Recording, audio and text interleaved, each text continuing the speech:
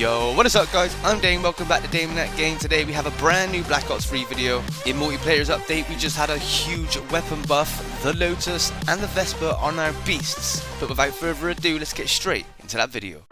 Okay guys, so there's been an awful lot of updates in this particular patch and the patch notes are now released. I'm not going to go into the codcaster or anything like that, but I will go through the general black market and the weapons. So if we start off with the general, the mercenary playlist has now been retired if you haven't noticed that already. And also Dream Team, the word Dream Team is no longer tagged by the profanity filter. I mean, huge update right there, huge update. Okay, so the Sparrow, you know the Sparrow, the bow and arrow from the Outrider has had a buff. It's had the increased speed to maximum arrow charge. So basically now you can pull the back and charge the arrow a lot quicker. And it's also increased the rapid fire rate. I mean, so they've really beast out this arrow now, which is absolutely intense. I cannot wait to get back on that. They've also nerfed the Tempest off the Prophet. They've actually reduced the beam size. Now as you may know, if you shot with the Tempest, you could shoot next to people, not directly on them, and it would still kind of catch them with the electricity and people around them. Well, they've actually reduced that size now. So you're basically going to have to be hitting your player, or you're not going to be setting off the electrical charge that it gives off. Now into the juicy bits. These are the guns, buffs and nerfs. Let's get straight into it with the submachine guns. We have the Kuda is reduced to 3 hit kill damage range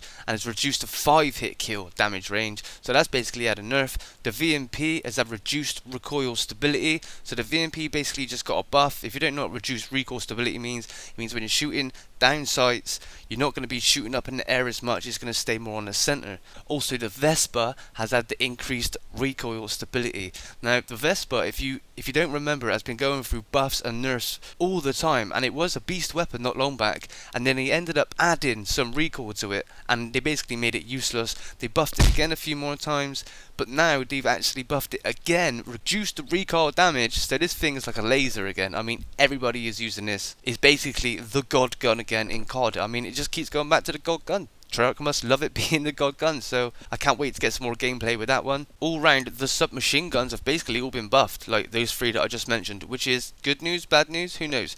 Assault rifles, the only assault rifle that is getting a buff is the Man of War. Is actually reduced the reload speed, so quicker reload, which is cool, and it's reduced aim down sight speed, so you can aim down sights quicker.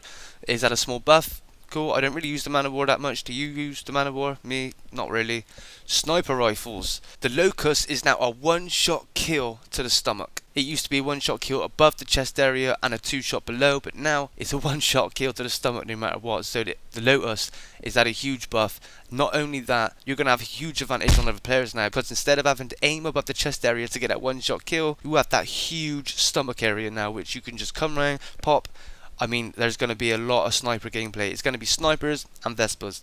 That's all it's going to be soon, just snipers and Vespers.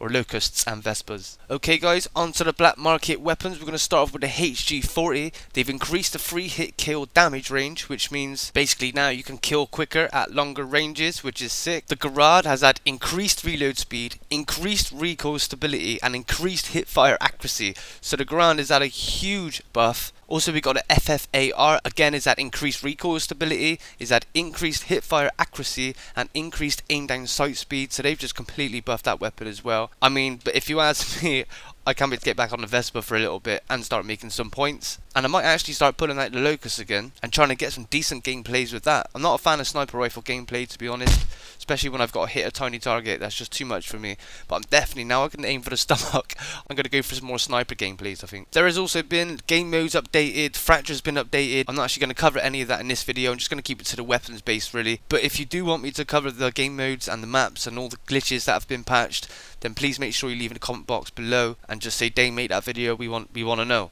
and then I can make that video for you, okay? So just leave it in the comment box below. But sadly, that is all I've got time for today, folks.